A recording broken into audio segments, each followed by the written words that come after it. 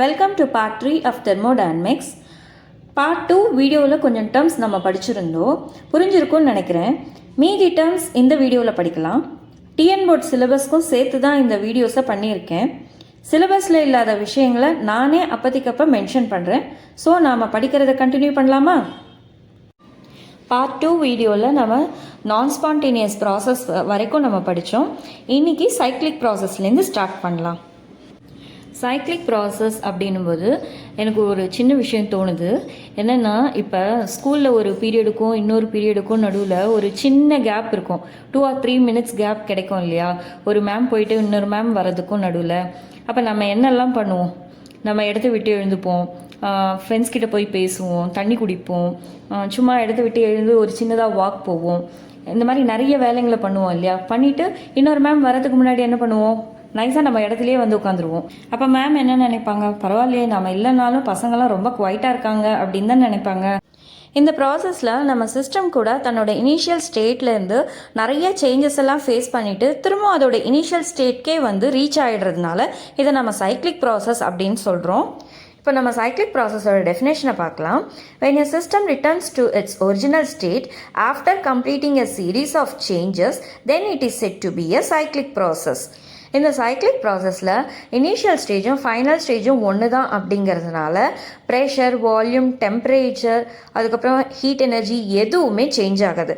அதனால தான் சேஞ்சஸ் அப்படின்னு பார்த்தோன்னா DP, DV, DT, DH, DU எல்லாமே 0 அப்படின்னு சொல்லியிருக்காங்க. ஆக்சுவலி சிஸ்டம் வந்து எல்லா சேஞ்சஸையும் ஃபேஸ் பண்ணிவிட்டு திரும்பவும் அதோட ஒரிஜினல் பொசிஷனுக்கே வந்துடுறதுனால அங்கே எதுவுமே சேஞ்ச் நடக்காத மாதிரி ஆயிடுது. இந்த கிராஃபில் என்ன புரியுது? இதில் எக்ஸ் ஆக்சிஸில் வால்யூம் எடுத்துகிட்ருக்கோம், ஒய் ஆக்சிஸில் ப்ரெஷர் எடுத்துகிட்ருக்கோம். சிஸ்டம் சின்ற இனிஷியல் ஸ்டேட்டில் இருக்குது. அப்போ அதோட pressure and volume P1 V1 இருக்குது. டெம்பரேச்சரை கான்ஸ்டண்ட்டாக வச்சுக்கிட்டு நாம் ப்ரெஷரை ரெடியூஸ் பண்ணுறோம். ஸோ சிஸ்டமோட ப்ரெஷர் P1ன்ற ஸ்டேட்லேருந்து P2ன்ற ஸ்டேட்டுக்கு வருது. நமக்கெல்லாம் தெரியும், pressure is inversely proportional to volume at constant temperature இல்லையா? அதனால் வால்யூம் V1லேருந்து V2ன்ற ஸ்டேட்டுக்கு இன்க்ரீஸ் ஆகுது நாம் ப்ரெஷரை ரெடியூஸ் பண்ணும்போது. ஸோ சிஸ்டம் Cன்ற ஸ்டேட்லேருந்து Aன்ற ஸ்டேட்டுக்கு வந்துடுச்சு. இப்போது நம்ம எந்த அளவுக்கு ப்ரெஷரை ரெடியூஸ் பண்ணுமோ அதே அளவுக்கு இன்க்ரீஸ் பண்ணுறோம். வால்யூம் கூட V2லேருந்து V1க்கு திரும்ப வந்துடுது. ஸோ இதுதான் வந்து சைக்ளிக் ப்ராசஸில் நடக்கிறது. மைக்ரோஸ்கோபிக் லெவல் அப்படின்னா இந்த ஆட்டம்ஸ், மாலிக்யூல்ஸ், அயான்ஸ் இதோட பிஹேவியர், அதாவது அது ரொட்டேட் ஆகிறது, வைப்ரேட் ஆகிறது, எக்ஸைட் ஆகிறது, இதை பற்றி எல்லாம் படிக்கிறது மைக்ரோஸ்கோபிக் லெவல் அப்படின்னு சொல்லுவோம். மேக்ரோஸ்கோபிக் ப்ராப்பர்ட்டிஸ் அப்படி இல்லைன்னா பல்க் ப்ராப்பர்ட்டிஸ் அப்படிங்கிறது நம்ம இந்த ஆட்டம்ஸ், மாலிக்யூல்ஸ், அயான்ஸ் எல்லாம் இருக்கு இல்லையா? அதை பற்றி ஒன்று ஒன்றா நம்ம படிக்காமல் அதை பற்றி மொத்தமாக படிக்கிறது, அதோட பிஹேவியர் மொத்தமாக தெரிஞ்சுக்கிறது தான் மேக்ரோஸ்கோபிக் ப்ராப்பர்ட்டிஸ். நாம் இப்போ படிச்சுட்டு இருக்க கிளாசிக்கல் தெர்மோடைனமிக்ஸ் மேக்ரோஸ்கோபிக் ப்ராப்பர்ட்டிஸ் பற்றி தான் சொல்லுது. ப்ரெஷர், வால்யூம், டெம்பரேச்சர் இதெல்லாம் மேக்ரோஸ்கோபிக் ப்ராப்பர்ட்டிஸ்க்கான எக்ஸாம்பிள்ஸு. இப்போ நம்ம டெஃபினேஷனை பார்க்கலாம். Properties of the matter in the bulk are called macroscopic properties. அடுத்து நம்ம படிக்க போகிறது ஸ்டேட் ஆஃப் த சிஸ்டம். நம்ம சிஸ்டம் எப்படி எக்ஸிஸ்ட் ஆகிருக்கு அப்படிங்கிறது தான் ஸ்டேட் ஆஃப் த சிஸ்டம். அதோட எக்ஸிஸ்டன்ஸை பற்றி சொல்கிறது, அது எந்த நிலைமையில் இருக்குது அப்படிங்கிறத பற்றி சொல்கிறது தான் ஸ்டேட் வேரியபிள்ஸ். அதை பற்றி நம்ம இப்போ பார்க்கலாம்.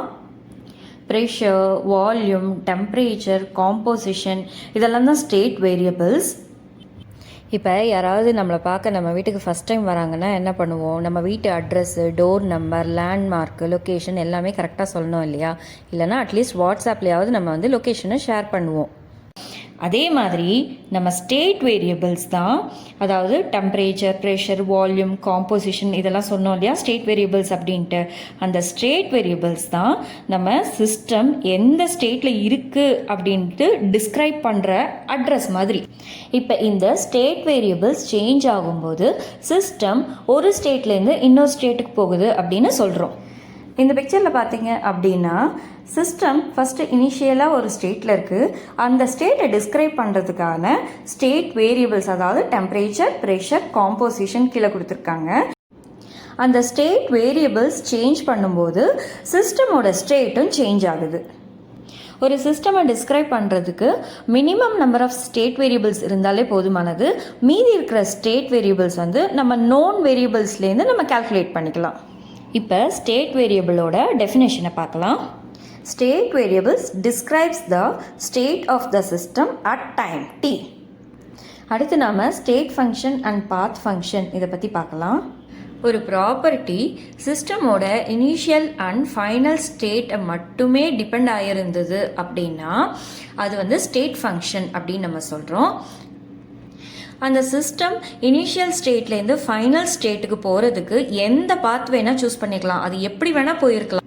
அதுவே ஒரு பாத் ஃபங்க்ஷன் அப்படிங்கிறது ஒரு ப்ராப்பர்ட்டி சிஸ்டம் எந்த பாத்தில், அதாவது இனிஷியல் ஸ்டேட்லேருந்து ஃபைனல் ஸ்டேட்டுக்கு போகிறதுக்கு எந்த பாத் சூஸ் பண்ணியிருக்கு அப்படிங்கிறது டிபெண்ட் ஆகி இருந்தது அப்படின்னா அதுதான் பாத் ஃபங்க்ஷன். அடுத்து ஸ்டேட் ஃபங்க்ஷன்ஸ் அண்ட் பாத் ஃபங்க்ஷன்ஸோட டெஃபினேஷனை பார்க்கலாம். A state function is defined as the property of the system which depends on the initial and the final states of the system only, and it is independent of the path or manner by which the state is reached. Examples: pressure, volume, temperature, internal energy, enthalpy, entropy and free energy. Definition of path function: a property of the system that depends on the path by which a system achieved that particular state. Heat and work are the examples of the path function. இந்த பிக்சரில் பார்த்தீங்க அப்படின்னா system first ஸ்டேட்லேருந்து second ஸ்டேட்டுக்கு போகிறதுக்கு different paths use பண்ணியிருக்கிறத காட்டியிருக்காங்க. அடுத்து நாம் பார்க்க போகிறது extensive and the intensive properties. ஒரு சிஸ்டமோட ப்ராப்பர்ட்டி நாம் எடுக்கிற சப்ஸ்டன்ஸோட அமௌண்ட்டை டிபெண்ட் ஆகி இருந்தது அப்படின்னா அது எக்ஸ்டென்சிவ் ப்ராப்பர்ட்டி, டிபெண்ட் ஆகலை அப்படின்னா அது இன்டென்சிவ் ப்ராப்பர்ட்டி. இப்போ எக்ஸ்டென்சிவ் ப்ராப்பர்ட்டி, இன்டென்சிவ் ப்ராப்பர்ட்டியோட டெஃபினேஷனை பார்க்கலாம். The properties of the system whose value depends upon the amount of the substance present in the system are called extensive property. The properties of the system whose value is independent of the amount of the substance present in the system are called intensive property. இந்த எக்ஸ்பெரிமெண்ட்டில் boiling point அப்படிங்கிறது intensive ப்ராப்பர்ட்டியாக extensive ப்ராப்பர்ட்டியான்றதை பார்க்கலாம். இந்த எக்ஸ்பெரிமெண்ட்டில் நாம் boiling point of எத்தனாலை நம்ம கண்டுபிடிக்க போகிறோம். அதுக்காக ஒரு பாய்லிங் டியூப்பில் ஒரு 10 ml எத்தனால் எடுத்துக்கிறோம். எடுத்துகிட்டு அதில் நம்ம ஒரு தெர்மாமீட்டரை இன்சர்ட் பண்ணிடுறோம். இந்த செட்டப் அப்படியே கொண்டு போய் ஒரு வாட்டர் பாத்தில் வைக்கிறோம். வச்சுட்டு அதை அந்த வாட்டர் பாத்தை நம்ம ஹீட் பண்ணுறோம். ஹீட் பண்ணும்போது ஒரு ஸ்டேஜில் எத்தனால் பாயில் ஆகும். அப்போ அந்த டெம்பரேச்சரை நம்ம நோட் பண்ணிக்கிறோம். இதே எக்ஸ்பெரிமெண்ட்டை டிஃப்ரெண்ட் குவான்டிட்டிஸ் வச்சு, அதாவது ஒரு 15 ml 20 ml அந்த மாதிரி டிஃப்ரெண்ட் குவான்டிட்டிஸ் வச்சுக்கிட்டு நம்ம பாய்லிங் பாயிண்ட்டை ஃபைண்ட் அவுட் பண்ணுறோம். அந்த மாதிரி ஃபைண்ட் அவுட் பண்ணும்போது பாய்லிங் பாயிண்ட்டை எவ்வளோ அமௌண்ட் எடுத்துக்கிட்டாலும் எத்தனாலுக்கு சேம் பாய்லிங் பாயிண்ட்டு தான் காட்டுது அப்படிங்கிறதால இது வந்து நம்ம இன்டென்சிவ் ப்ராப்பர்ட்டி, அதாவது பாய்லிங் பாயிண்ட்டை இன்டென்சிவ் ப்ராப்பர்ட்டி அப்படின்னு நம்ம சொல்லலாம். ஒரு எக்ஸ்டென்சிவ் ப்ராப்பர்ட்டி இன்டென்சிவ் ப்ராப்பர்ட்டியாக கூட மாறும். அது எப்போ அப்படின்னா நாம் எடுத்துக்கிற சப்ஸ்டன்ஸோட அமௌண்ட் யூனிட் அமௌண்ட்டாக எடுத்துக்கும் போது ஒரு எக்ஸ்டென்சிவ் ப்ராப்பர்ட்டி இன்டென்சிவ் ப்ராப்பர்ட்டியாக மாறும். ஃபார் எக்ஸாம்பிள் டென்சிட்டி அப்படின்னு எடுத்துக்கிட்டோம் அப்படின்னா அதோட expression density which is equal to mass per unit volume. அந்த இடத்துல யூனிட் வால்யூம் இருக்கிறதுனால அது வந்து இன்டென்சிவ் ப்ராப்பர்ட்டி. அதே மாதிரி ப்ரெஷர்னு எடுத்துக்கிட்டோம் அப்படின்னா அதோட expression force per unit area. Unit area இருக்கிறதுனால அது ஒரு இன்டென்சிவ் ப்ராப்பர்ட்டி. சரி, இப்போ ஹீட் கெப்பாசிட்டி எடுத்துக்கிட்டோம்னா அது வந்து ஒரு எக்ஸ்டென்சிவ் ப்ராப்பர்ட்டி. அதுவே ஸ்பெசிஃபிக் ஹீட் கெப்பாசிட்டி அப்படின்னு எடுத்துக்கிட்டோம்னா அது இன்டென்சிவ் ப்ராப்பர்ட்டியாக மாறிடுது. ஏன் அப்படின்னா ஹீட் கெப்பாசிட்டி அப்படிங்கிறது ஒரு சப்ஸ்டன்ஸோட டெம்பரேச்சரை ஒரு 1 degree ரைஸ் பண்ணுறதுக்கு எவ்வளோ amount of heat energy supply பண்ணுறோமோ அதுதான் வந்து ஹீட் கெப்பாசிட்டி அப்படின்னு சொல்கிறோம். இதில் வந்து எந்த விதமான அமௌண்ட், அந்த சப்ஸ்டன்ஸோட அமௌண்ட் வந்து நம்ம கன்சிடர் பண்ணுறதில்ல. ஆனால் ஸ்பெசிஃபிக் ஹீட் கெப்பாசிட்டி அப்படின்னும்போது அது வந்து amount of the substance 1 gram அப்படின்ட்டு நம்ம மென்ஷன் பண்ணுவோம். சேம் டெஃபினேஷன் தான், ஆனால் அங்கே amount of the substance 1 gram அப்படின்னு மென்ஷன் பண்ணுறதுனால ஸ்பெசிஃபிக் ஹீட் கெப்பாசிட்டி வந்து இன்டென்சிவ் ப்ராப்பர்ட்டி அப்படின்னு சொல்கிறோம். அதுவே ஹீட் கெப்பாசிட்டியை எக்ஸ்டென்சிவ் ப்ராப்பர்ட்டி அப்படின்னு சொல்கிறோம். Ratio of two extensive property is an intensive property அப்படிங்கிறத பார்க்கலாம். அதுக்கு எக்ஸாம்பிளாக நம்ம டென்சிட்டி எடுத்துக்கலாம். டென்சிட்டி அப்படிங்கிறது ஒரு இன்டென்சிவ் ப்ராப்பர்ட்டி. அதோட expression density which is equal to mass by volume. இதில் மாஸும் வால்யூமும் ரெண்டுமே எக்ஸ்டென்சிவ் ப்ராப்பர்ட்டி. அதோட ரேஷியோவான density intensive property. Extensive and intensive ப்ராப்பர்ட்டிஸ்க்கான லிஸ்ட்டு கொடுத்துருக்கேன். அது ஒரு வாட்டி கோத்ரூ பண்ணுங்கள். அடுத்து நாம் படிக்க போகிறது ஹீட். இதை ஸ்மால் க்யூன்ற லெட்டரில் ரெப்ரசன்ட் பண்ணுவாங்க. சிஸ்டமும் சரௌண்டிங்ஸும் இன்ட்ராக்ட் பண்ணுற இடமான பவுண்ட்ரி கிட்ட ஹீட் எனர்ஜி எந்த அளவுக்கு சிஸ்டம்க்கும் சரௌண்டிங்ஸ்க்கும் நடுவில் எக்ஸ்சேஞ்ச் ஆகுதோ அதை தான் நம்ம ஹீட் அப்படின்னு சொல்கிறோம். அதை வந்து க்யூன்னு ரெப்ரசன்ட் பண்ணுவோம். அதோட எஸ்ஐ யூனிட் ஜூல், அதாவது ஜே அப்படின்னு நம்ம சொல்லுவோம். இதில் க்யூ எப்போ பாசிட்டிவாக இருக்கும் அப்படின்னா ஹீட் எனர்ஜி சிஸ்டம்குள்ளே என்டர் ஆகும்போது பாசிட்டிவ் சைன் கொடுப்போம். அதே மாதிரி சிஸ்டம் விட்டுட்டு வெளியில் வரும்போது அதுக்கு நெகட்டிவ் சைன் கொடுப்போம். அடுத்து நாம் படிக்க போகிற டேர்ம் ஒர்க். நம்ம லோயர் ஸ்டாண்டர்ட்ஸ்லேருந்து படிச்சுட்டு வர டெஃபினேஷன் தான் ஒர்க்குக்கு. இதில் வந்து ஒரு ஆப்ஜெக்ட் மேலே நம்ம எந்த அளவுக்கு ஃபோர்ஸ் கொடுக்குறோமோ அது எந்த அளவுக்கு மூவ் ஆகுதோ, அதாவது force multiplied by displacement is called work. ஒர்க்குக்கு நம்ம நெகட்டிவ் சைன் கொடுப்போம். எப்போ அப்படின்னா work is done by the system, அதாவது ஒரு சிஸ்டம் ஒர்க் பண்ணுச்சு அப்படின்னா நம்ம நெகட்டிவ் சைன் கொடுக்கணும். அதுவே ஒர்க்குக்கு பாசிட்டிவ் சைன் கொடுப்போம். எப்போ அப்படின்னா ஒரு ஒர்க் வந்து சிஸ்டமில் பண்ணோம், அதாவது work is done on the system அப்படின்னா பாசிட்டிவ் சைன் கொடுக்கணும். அடுத்து நாம் படிக்க போகிறது இன்டர்னல் எனர்ஜி. அதை யூ அப்படின்ற ஆல்ஃபபெட்டில் மென்ஷன் பண்ணுவோம். ஓல்டன் டேஸில் அது இன்ற ஆல்ஃபபெட்டில் மென்ஷன் பண்ணிட்டு இருந்தாங்க.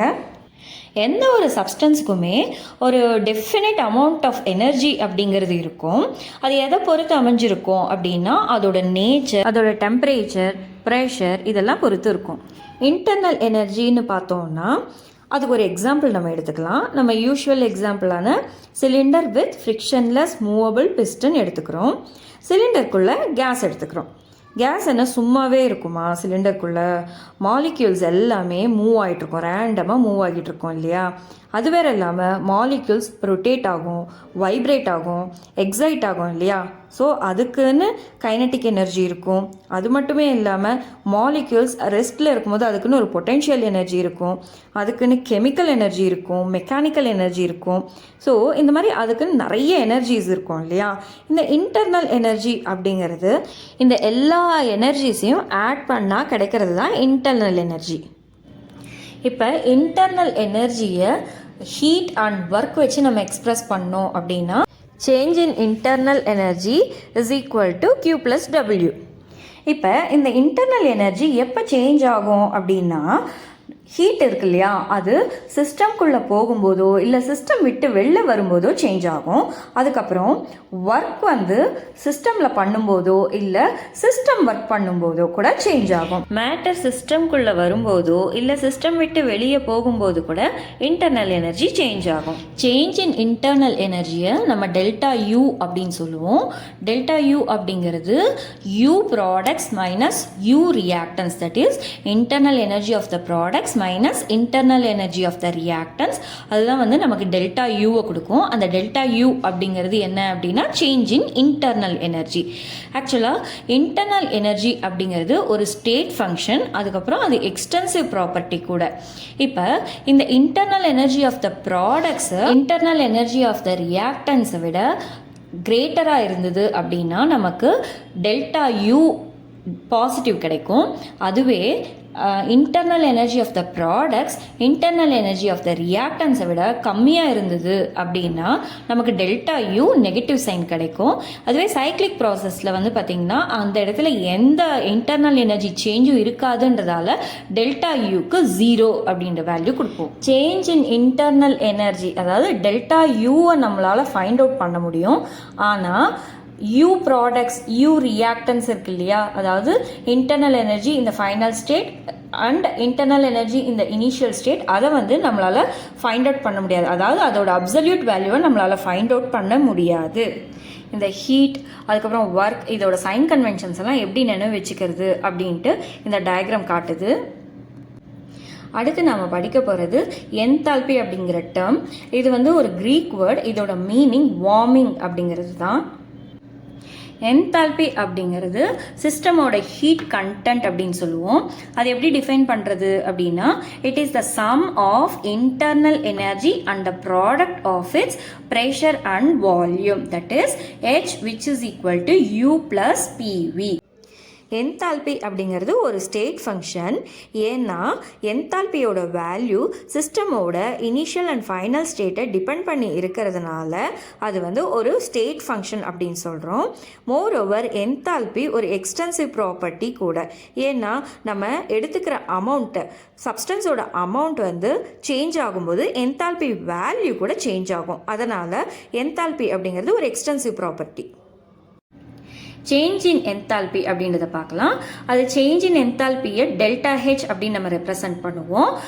அதோட definition, it is the difference in the enthalpy of the products and the reactants, that is delta H which is equal to H products minus H reactants. இதுலேயும் பார்த்தீங்கன்னா ஹெச் ப்ராடக்ட்ஸ் ஹெச் ரியாக்டன்ஸ் விட அதிகமாக இருந்தது, கிரேட்டராக இருந்ததுன்னா delta H is positive, that is endothermic reaction நடக்கும் அப்படின்னு அர்த்தம். அதுவே ஹெச்பி வந்து ஹெச்ஆரை விட கம்மியாக இருந்தது, லெசராக இருந்ததுன்னா என்ன அர்த்தம்? Delta H is negative, exothermic reaction நடக்கும். இந்த எனர்ஜி டயக்ராமை பார்த்தோம் அப்படின்னா இது வந்து எக்ஸோதெர்மிக் ரியாக்ஷனுக்கான எனர்ஜி டயக்ராம். இதில் டைரக்ஷன் ஆஃப் த ரியாக்ஷன் வந்து எக்ஸ் ஆக்சிஸில் இருக்குது, கெமிக்கல் எனர்ஜி ஒய் ஆக்சிஸில் இருக்குது.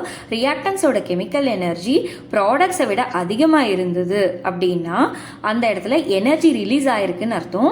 ஸோ அதுதான் exothermic reaction, delta H negative அப்படின்னு சொல்கிறோம்.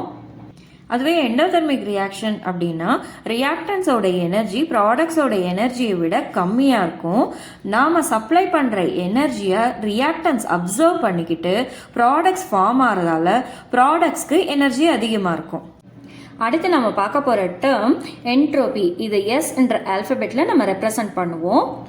என்ட்ரோபி அப்படிங்கிற ப்ராப்பர்ட்டி சிஸ்டமோட ரேண்டம்னஸ் இல்லைன்னா டிஸார்டர்லினஸை மெஷர் பண்ணுறதுக்கு யூஸ் பண்ணுற ப்ராப்பர்ட்டி. ரேண்டம்னஸ் அதிகமாக இருக்கும்போது என்ட்ரோபி இன்க்ரீஸ் ஆகும், டிஸார்டர்லினஸ் கம்மியாக இருக்கும்போது என்ட்ரோபி கம்மியாக இருக்கும். ஒரு சாலிட் கிறிஸ்டலைன் சப்ஸ்டன்ஸ் அப்படின்னு எடுத்துக்கிட்டோம் அப்படின்னா அதோட atoms or ions highly ordered ஃபார்மில், லாட்டிஸ் ஃபார்மில் இருக்கும் இல்லையா? அதனால் அந்த இடத்துல என்ட்ரோபி கம்மியாக இருக்கும். அதே சப்ஸ்டன்ஸ் கேஷியஸ் ஸ்டேட்டில் இருக்கும்போது அதோட மாலிக்யூல்ஸ் இல்லை ஆட்டம்ஸோட ஆர்டர்லினஸ் டிஸ்டர்ப் ஆகி டிஸார்டர்லினஸ் அதிகமாகும், அதாவது ரேண்டம்னஸ் அதிகமாகும். ஸோ என்ட்ரோபி அதிகமாகும். என்ட்ரோபி சிஸ்டமோட இனிஷியல் அண்ட் ஃபைனல் ஸ்டேட்டை டிபெண்ட் பண்ணி இருக்கிறதுனால இதை ஒரு ஸ்டேட் ஃபங்க்ஷன் அப்படின்னு நம்ம சொல்கிறோம். ஒரு சிஸ்டமோட டெம்பரேச்சரை நம்ம ரைஸ் பண்ணும்போது என்ன ஆகும்? அதோட மாலிகுலர் மோஷன்ஸ் எல்லாம் அதிகமாகும், அதோட ரேண்டம்னஸ் இல்லைன்னா டிஸார்டர்லினஸ் அதிகமாகும். ஸோ என்ட்ரோபி கூட அதிகமாகும். இந்த எக்ஸ்பெரிமெண்ட்டில் ஃபஸ்ட்டு பிக்சரில் லெஃப்ட் சைட் பார்த்தோம் அப்படின்னா பர்பிள் கலர் கேஸ் மாலிக்யூல்ஸ் இருக்குது, அதை கேஸ் ஏ அப்படின்னு வச்சுக்கலாம். ரைட் சைட் பார்த்தீங்கன்னா ரெட் கலர் கேஸ் மாலிக்யூல்ஸ் இருக்குது, அது வந்து கேஸ் பி அப்படின்னு வச்சுக்கிட்டோம் அப்படின்னா அந்த ஸ்டாப் காக் க்ளோஸ் ஆகிருக்கு, அதனால் அந்த ரெண்டு கேஸுமே மிக்ஸ் ஆகாமல் இருக்குது. ஒன்ஸ் அந்த ஸ்டாப் காக்கை நம்ம ஓப்பன் பண்ணிட்டோம் அப்படின்னா ரெண்டு கேஸ் மாலிக்யூல்ஸுமே மிக்ஸ் ஆகும். இதை வந்து நம்ம டிஃப்யூஷன் அப்படின்னு நம்ம சொல்லுவோம். ஸ்டாப் காக் ஓப்பன் பண்ணுறதுக்கு முன்னாடி left side A gas molecules தான் இருக்குன்னு நம்ம ஷியூராக சொல்ல முடியும். அதே மாதிரி right side B gas molecules தான் இருக்குது அப்படின்ட்டு நம்ம ஷியூராக சொல்ல முடியும். ஒரு ஆர்டர்லினஸ் இருக்குது. அதுவே அந்த ஸ்டாப் காக்கை நம்ம ஓப்பன் பண்ணிட்டோம் அப்படின்னா ரெண்டு கேஸ் மாலிக்யூல்ஸும் மிக்ஸ் ஆகிடுறதுனால அந்த இடத்துல ரேண்டம்னஸ் இன்க்ரீஸ் ஆகுது, அதாவது டிஸார்டர்லினஸ் இன்க்ரீஸ் ஆகிறதுனால என்ட்ரோபி கூட இன்க்ரீஸ் ஆகும்.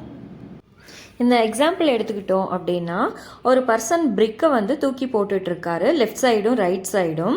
ரைட் சைடில் ரேண்டமாக போய் விழுது, டிஸ்ஆர்கனைஸ்டாக இருக்குது. லெஃப்ட் சைடில் ஆர்கனைஸ்டாக இருக்குது. எது வந்து ஒரு நேச்சுரலாக நடக்கிற ப்ராசஸ் அப்படின்னு பார்த்தோம் அப்படின்னா ரைட் சைடில் ஒரு ரேண்டமாக போய் விழுறது தான் நேச்சுரலாக நடக்கிற ப்ராசஸ் இல்லையா?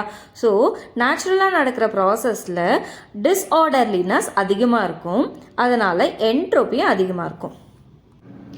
வாட்டர் கிறிஸ்டலைன் ஃபார்மில் இருக்கும்போது, அதாவது ஐஸ் ஃபார்மில், சாலிட் ஃபார்மில் இருக்கும்போது அதில் மாலிக்யூல்ஸ் எல்லாம் ஹைலி அரேஞ்ச்டு ஃபார்மில் இருக்குது.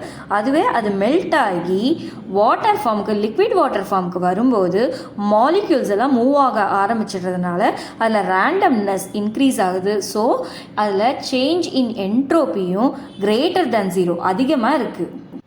இந்த டேர்ம்ஸ் எல்லாமே ரொம்ப இம்பார்ட்டண்ட். இந்த டேர்ம்ஸை புரிஞ்சிக்கணும் அப்படின்றதுக்காக எக்ஸ்பெரிமெண்ட்ஸ் எல்லாம் நான் இன்க்ளூட் பண்ணியிருப்பேன். ஆக்சுவலாக எக்ஸ்பெரிமெண்ட்ஸ் அப்படின்றது அண்டர்ஸ்டாண்டிங்காக தான் இன்க்ளூட் பண்ணியிருக்கேன். டேர்ம்ஸ் டெஃபினேஷன், அதோட மீனிங் எல்லாமே புரிஞ்சு படித்தா ஈஸியாகவே இருக்கும். இந்த சாப்டரில் வர டேர்ம்ஸ் எல்லாம் நம்ம படித்தாச்சு. தேங்க்ஸ் ஃபார் வாட்சிங் திஸ் வீடியோ.